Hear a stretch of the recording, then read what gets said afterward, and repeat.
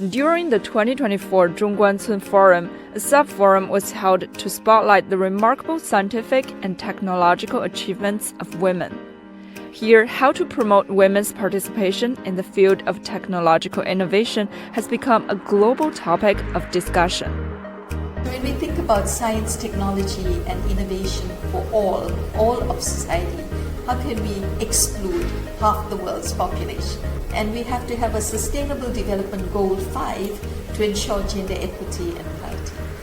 And the reality is that in science, technology, and innovation, which is such an important tool to accelerate progress, we still have women underrepresented. We have to have the visibility that if you can see a scientist, and you can see, and we've seen a number of initiatives that have been profiling the contributions women have been doing, encouraging women, young women to pursue careers in science, and we've seen a steady improvement. Numbers are important, role models are important, recognition that women have an important other view and complementary view to bring to knowledge generation is what's going to ensure all of our survival and that we do have that sustainable future that we imagine.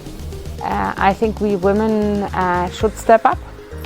We should, let's say in China as well as worldwide, I believe, we need to step up by basically contributing to the work, and we do that, but also by showing what we contribute.